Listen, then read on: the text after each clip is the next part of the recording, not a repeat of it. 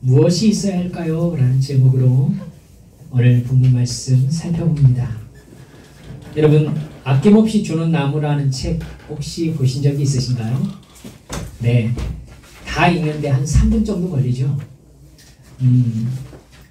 그 책을 쓴 사람이 쉘 실버스타인이라는 사람입니다. 그분이 이제 어린이 동화책을 중심으로 해서 좀 책을 썼는데요. 다락방의 불빛이라는 책이 어린이 시집으로 쉘 실버스타인이 쓴 책이 있어요. 아주 짧은 우화처럼 이렇게 생각할 만한 시들이 나옵니다. 어린아이에게 엄마가 시키는 설거지를 하지 않을 수 있는 방법은 접시를 하나 깨뜨리는 거다, 이렇게 알려주는 시예요. 재미있는데 거기에 얼마나 많이 얼마나 크게 라는 시가 있습니다. 얼마나 크게 내 방문은 꽝꽝거릴 수 있을까? 얼마나 세게 닫느냐에 달려있지. 얼마나 많이 내 빵은 조각날 수 있을까?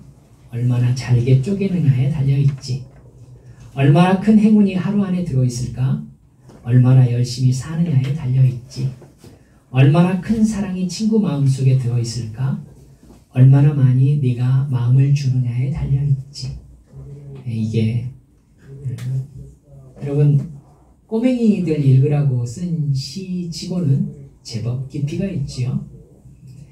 네, 가만히 보면 상대방의 나의 거울이라는 것을 우리가 참 생각하지 못하고 이기적으로 살고 있지 않나 라는 걸 잠깐 돌아보게 하는 시입니다. 분명히 주님께서는 심은 만큼 거두게 하실 것이라고 말씀하셨죠. 이게 하나님의 의지예요. 이 세상을 만드신 원칙이니까 하나님이 그렇게 되게 하신다는 의미예요. 그렇게 된다라는 의미가 아니라, 그러니까 네가 심은 만큼 나는 거두게 할 거야, 이런 뜻입니다. 그러니까 심은 대로 거둡니다. 사랑하는 여러분들, 저는 우리 한빛 성도들에게 그 부분을 되게 많이 강조하는 목회를 해왔다라고 생각하고 있습니다. 여러분, 저는 목사인데도 교회 와서 자기는 하나 심고 30배, 60배, 100배로 거두게 하여 주시옵소서라고 기도하는 걸 참 싫어합니다. 여러분은 그런 기도하지 않으시길 바랍니다. 아멘 안 하실 거예요? 사랑하는 여러분들, 심는 만큼 거두게 하시겠다라고 말씀하셨습니다. 물론 30배, 60배, 100배의 결실을 거두게 하시겠다라는 말씀도 말씀 안에 있습니다. 하지만 그것이 너희들은 이만큼만 노력해도 나는 너희들에게 이따만큼 많이 줄 것이다 라는 얘기는 아니라는 것 여러분 알고 계시겠죠?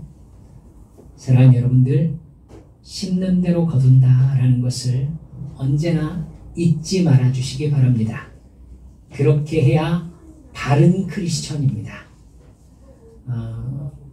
나는 이만큼 심고 저 사람보다 나는 예수 믿으니까 더 많이 거두는 게 당연해 라고 생각하는 건 나쁜 사람입니다. 예수 믿는 사람이 아니에요. 많이 거두지 못하는 결과는 분명히 많이 심지 않는 원인을 포함하고 있습니다. 똑같은 이야기로 내가 사랑받고 있지 못하다라는 생각이 드시거든 내가 얼마나 사랑했는가를 돌아봐야 되는 것이 바른 마음이겠지요. 네, 내가 하나님께 사랑받고 있다라는 느낌이 들지 않는 까닭은 무엇이겠습니까? 네, 내가 하나님을 그만큼 사랑하지 않았기 때문인 겁니다. 하나님의 말씀에 그만큼 순종하지 않았기 때문이지요. 그렇죠? 그러니까 하나님, 저에게 하나님의 큰 사랑을 부어주옵소서 늘 말씀드렸지만 하나님의 사랑은 십자가로 확증되었습니다. 이제 하나님이 더 이상 사랑하실 게 없다 이런 의미가 아니라, 우리가 하나님과 사랑의 교제를 한다는 것은 하나님께서 우리에게 십자가 사랑을 주신 그 사랑에 나 또한 마땅한 사랑으로 응답하는 것이 사랑의 교통이라는 뜻입니다. 여러분, 사랑은 주시고 주신 사랑에 대해서 사랑으로 반응하고, 그것에 대해서 하나님께서 또다시 사랑으로 반응하시고 이러면서 어떻게 됩니까? 사랑이 깊어지는 것입니다. 할렐루야. 이게 신앙생활이지요. 신앙생활이에요. 근데 이걸 주고받는 것으로만 생각해서 내가 교회에 다니는 것이 나를 잘되게 하는 방법으로 생각하는 것은 하나님과의 사랑의 관계를 이용하려는 것이 되겠죠. 여러분, 이것은 기독교의 진짜 진리가 아니라 이 세상 이방 종교의 우상이 가르치는 원칙이라는 걸 잊지 않으셨으면 좋겠습니다. 하나님께서 우리에게 사랑을 주시면 그 은혜 안에서 우리는 하나님 이것 주세요 저것 주세요 라고 말하기보다는 죄와 싸우면서 내게 주신 사명 안에서 주님의 말씀을 신실하게 지키는 사람으로 거듭나게 됩니다. 그러면 주님께서 네 배에서 생수의 강이 흘러나오게 내가 해줄게 역시 하나님의 의지입니다.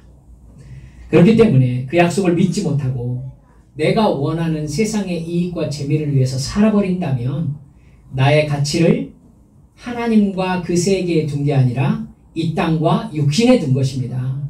그렇기 때문에 하나님의 은혜와 사랑을 더 깊이 경험하는 깊은 관계로 나아가지 못하는 게 당연한 겁니다. 성경은 쉬워요.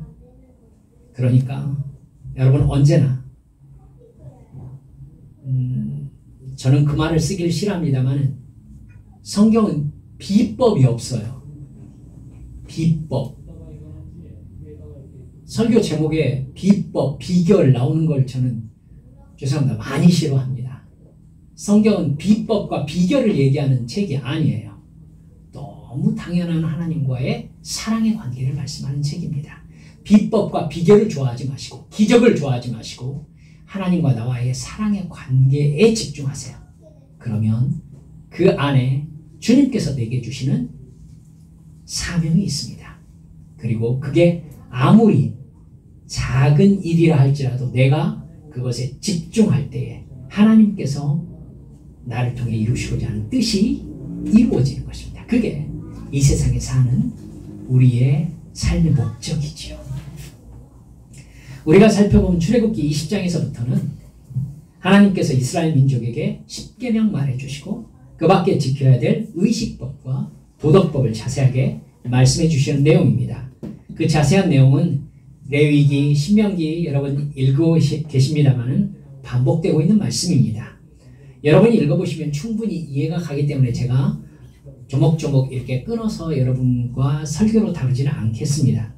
오늘 말씀은 그 율법을 주어지는 내용 사이에 하나님께서 잠시 쉼표처럼 이렇게 끊어가는 부분이 지금 우리가 읽은 성경 말씀입니다.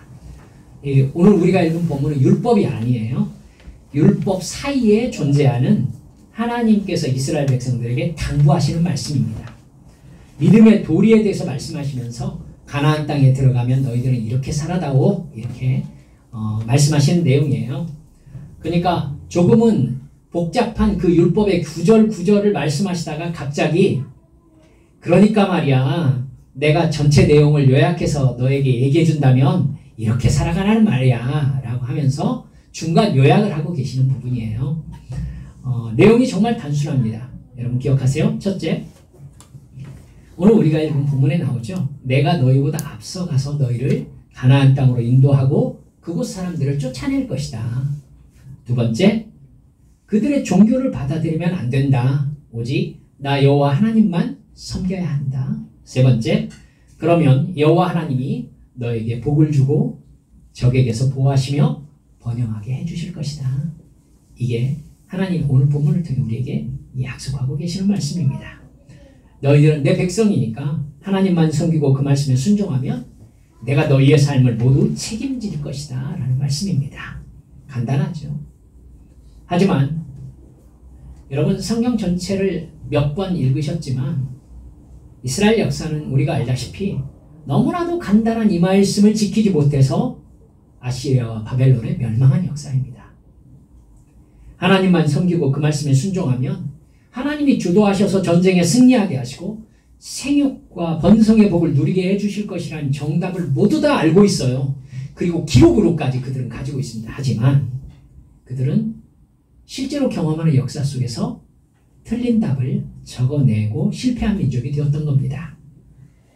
하나님을 주인으로 모시면 하나님께서 사랑과 은혜를 부어주시고 주인 역할을 하실 것이고, 바알을 주인으로 모시면 저주와 징계를 받게 될 것이다 라는 아주 단순한 말씀입니다. 근데 이스라엘은 눈앞의 상황 속에서 자기 욕심과 두려움을 해결하지 못한 채 하나님을 버리고 바알신을 섬겼습니다. 자기 이익을 위해 살아가는 세상 사람의 길을 따릅니다. 하나님의 눈으로 보면은요, 여러분 이렇게 생각할 수 있어요. 이스라엘 백성들이 가나안에 들어갔잖아요. 그들이 하나님을 버려가는 이 모습은요, 여러분 나름대로 자기들의 삶에 있는 문제를 해결하기 위해서 그렇게 선택한 것입니다. 그냥 무작정 나쁜 사람이고 하나님을 그냥 무작정 배신하고, 그게 아니에요. 살다 보니 그렇게 된 거예요.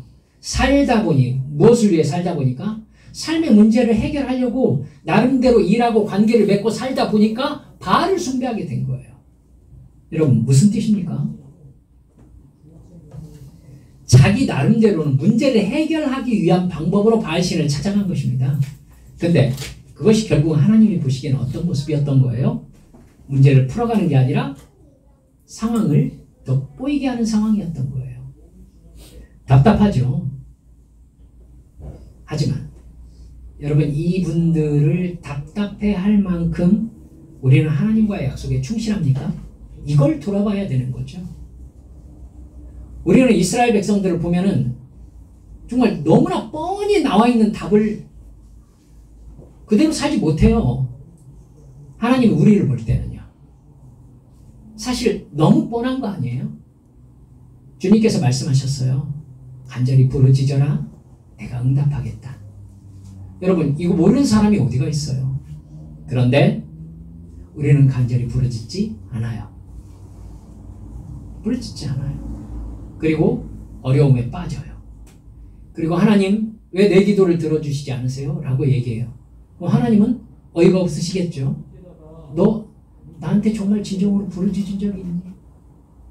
너 내가 너에게 준 말씀대로 정말 순종하려고 애써 본 적 있니? 이렇게 물어보시겠죠. 이미 다 하신 말씀이잖아요. 기억해야 합니다. 과연 내가 하나님을 사랑하고 믿고 따르는 삶의 증거를 가지고 있는가?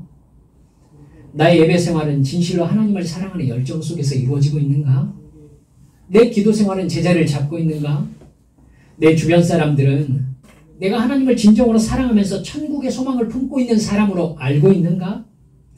나는 부부관계와 아이들과의 관계에서 하나님의 뜻을 이루는 가정으로 세우기 위해서 어떤 노력을 기울이고 있는가? 다 내 사명과 연관된 부분입니다. 하지만 이 일들 속에서 하나님의 뜻대로 순종하지 않으면서도 우리는 복을 받기를 원한다는 거죠. 그러니까 누가 답답합니까? 하나님이 답답하시죠.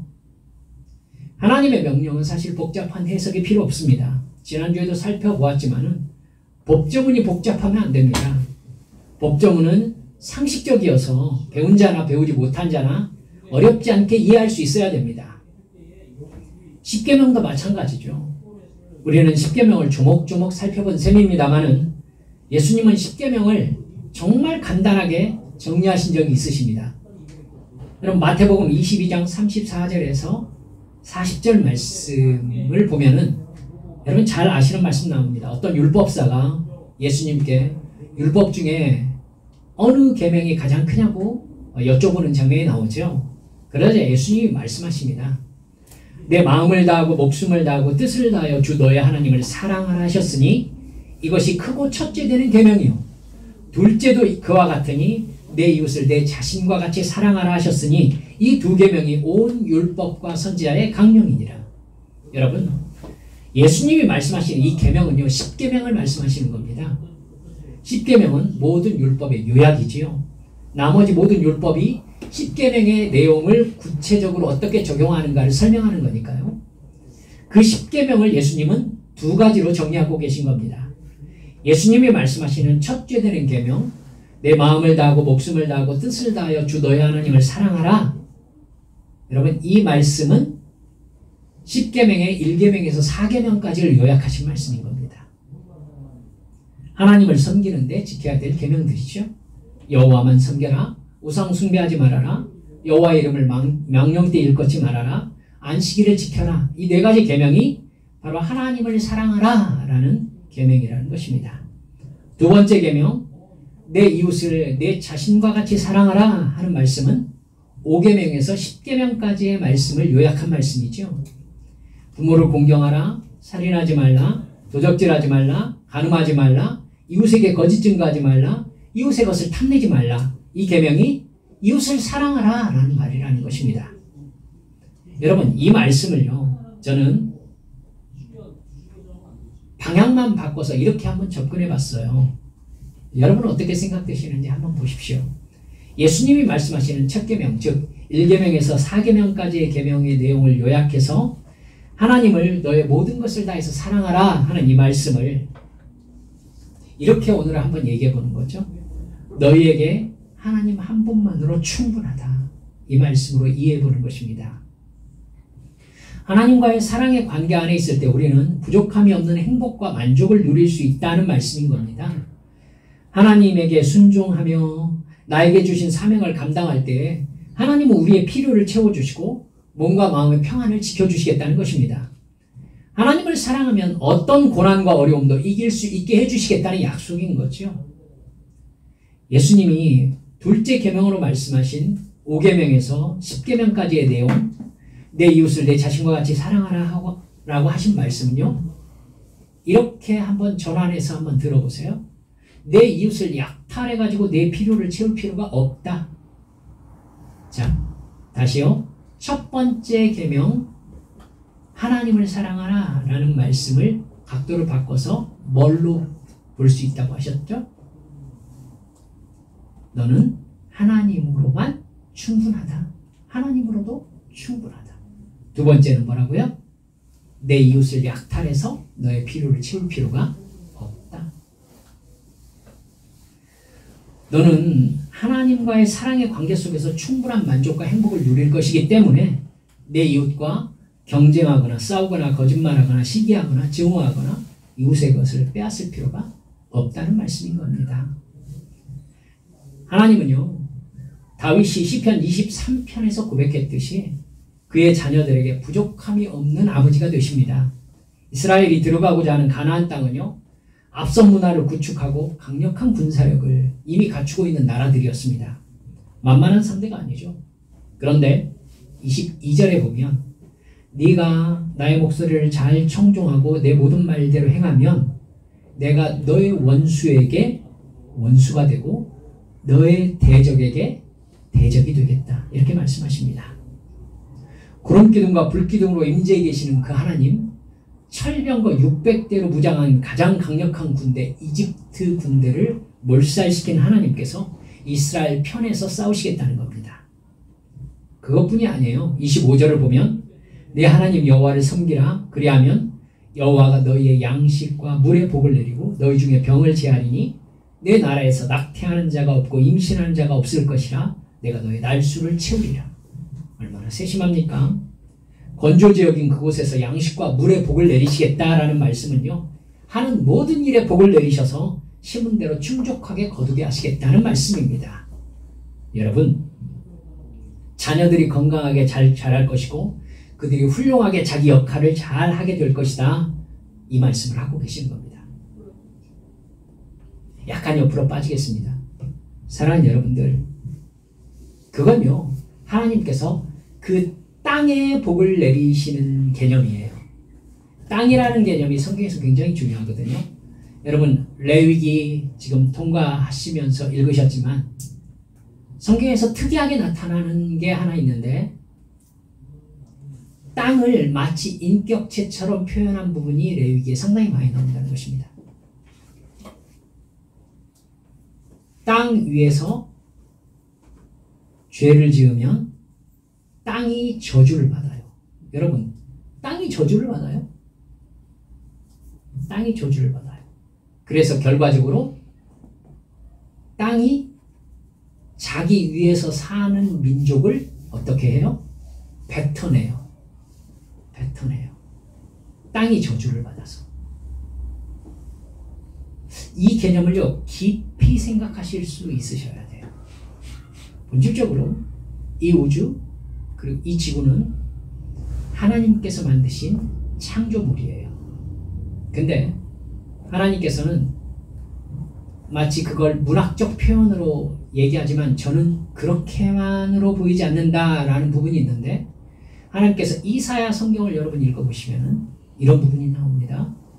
하늘이여 말하라, 땅이여 귀를 기울이라. 이러면서 하늘과 땅에게 하나님께서 무슨 말씀을 하시는 걸 볼 수 있어요.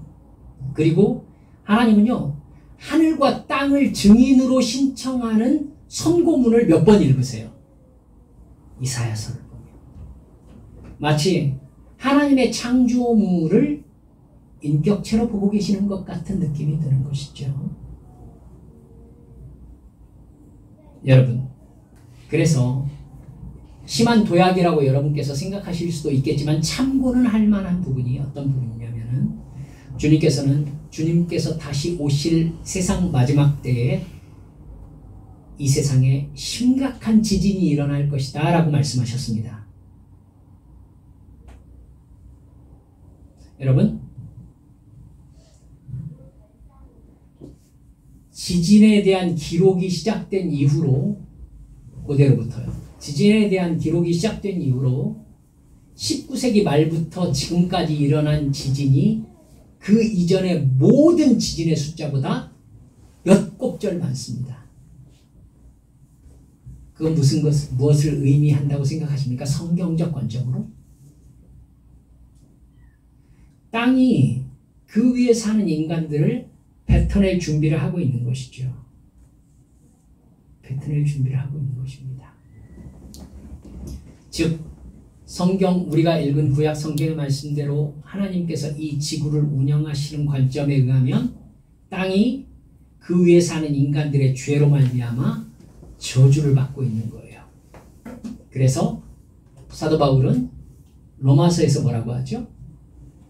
모든 피조물들이 간절히 바라는 게 주의 아들들이 나타나는 것이다. 땅이 어떻게 해서든지 이 죄악 속에 갇혀있는 이 시기가 끝나기를 기다리고 있다라고 얘기하는 겁니다. 사랑하는 여러분들, 심각한 지진이 앞으로도 더 있을 것입니다. 더 크게 심각한 지진이 일어날 것입니다. 그리고 부인할 수 없는 것은 그건 죄 때문입니다.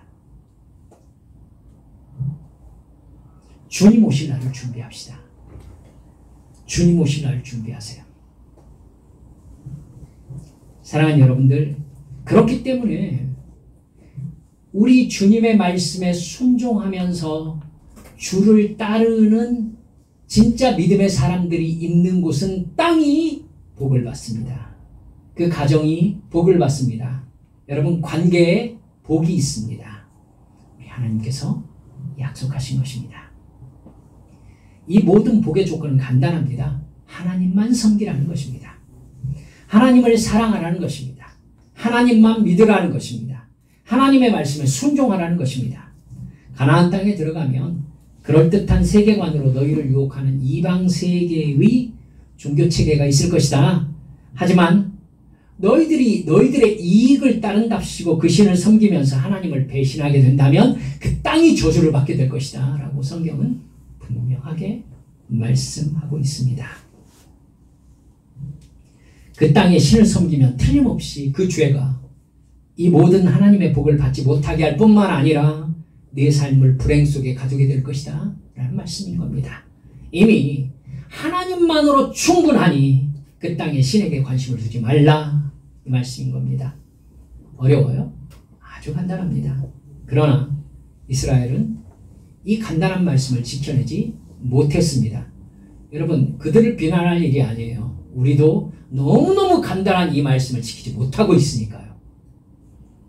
그리고 더 두려운 것은 무엇이냐면은 그렇게 지키지 못했을 때에 임할 심판에 대해서 이스라엘 백성들이 전혀 영적인 감각이 없었듯이 지금 이 시대도 죄를 그렇게 짓고 있으면서도 하나님의 심판 예고에 대해서 감각이 없다는 사실입니다. 이 말씀이 여러분 출애굽 1세대에게 주어지고 있다는 사실을 알고 계시죠?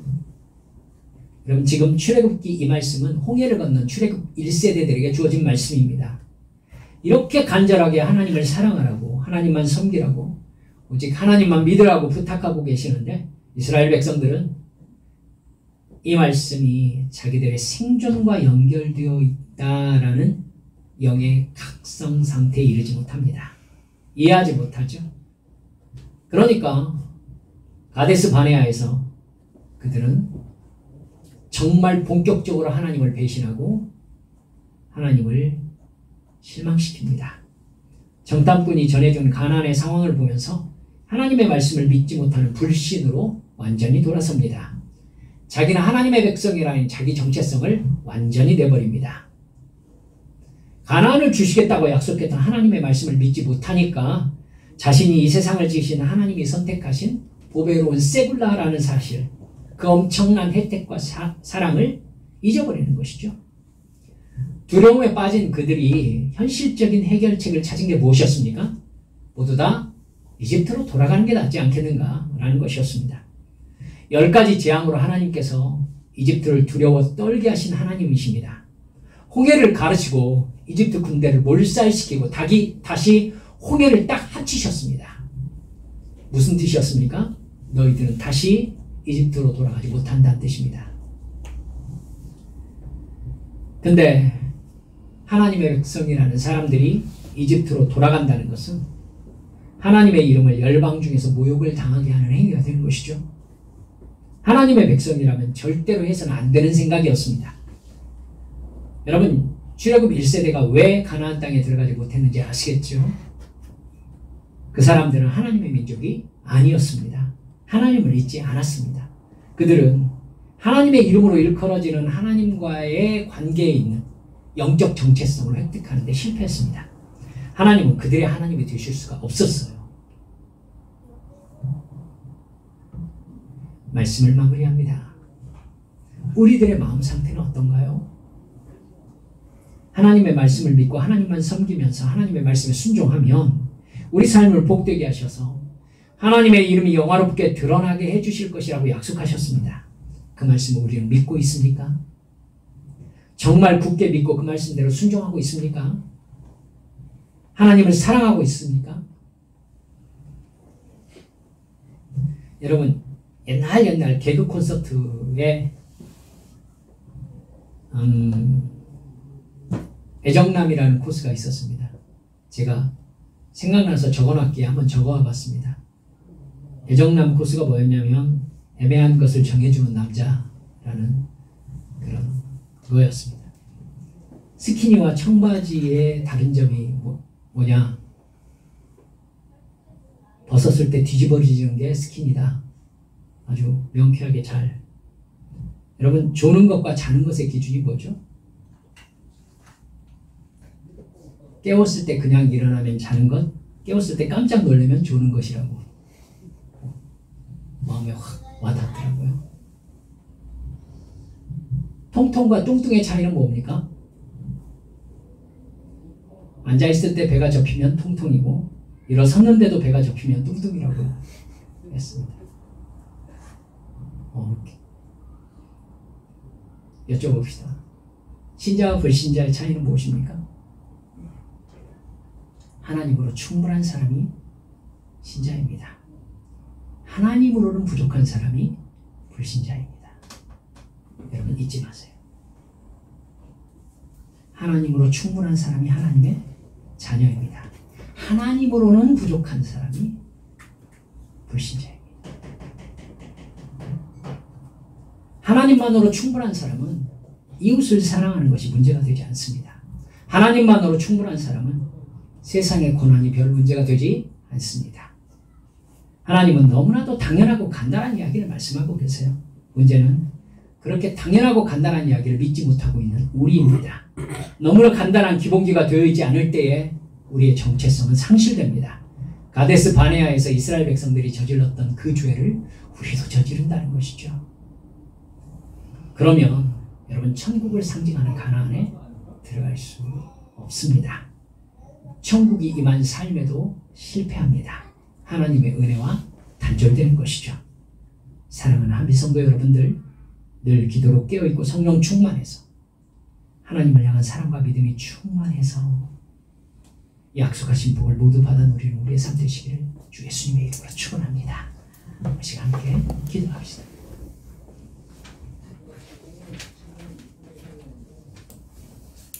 여러분, 오늘 설교의 제목은 무엇이 있어야 할까요? 입니다.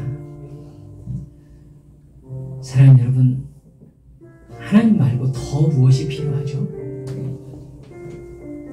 더 있어야 해서 하나님께 늘 기도하면서 이거 주시고 저거 주시고 하셔야 합니다. 하나님 힘듭니다. 하나님 이거 있어야 됩니다.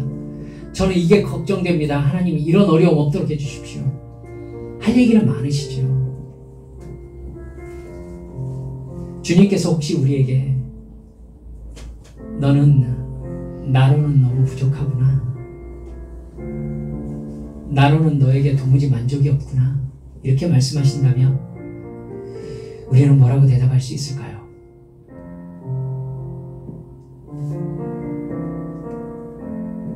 우리 집사님이 아까 찬송인도 하면서 모든 기도가 다 응답받는 방법은 기도를 하지 않으면 되지 않습니까? 네, 그렇습니다. 사랑하는 여러분들, 오해하지 말라시면서 하신 그 말씀 어쩌면 우리의 기도 제목으로 줄 수 있지 않을까요? 얘야, 너는 나로는 만족이 없구나. 나는 늘 너에게 이렇게 무언가를 주어야 되는 대상이구나. 너는 나로는 충분하지 않구나. 내 얼굴을 보면 내가 뭘 달라고 하고 싶은지 기도 제목이 사라져버리는 너와 나의 사랑의 관계는 너와의 관계 속에서 나는 누릴 수 없겠구나. 이렇게 주님이 말씀하신다면 얼마나 가슴 아픈 이야기가 될까요? 우리 시간 기도하면서 주여, 주님 얼굴을 뵈면 내가 주님께 달라고 하고 싶은 것들이 사라져버리는, 그래서 주님 한 분만으로 저는 만족합니다 이러면서 그저 주님과 함께 있는 게 좋아서 늘 주님을 찾아가는 그런 믿음의 사람 주여 되게 하여 주옵소서. 이 시간 주님 앞에 함께 통성으로 기도하시겠습니다. 기도합니다.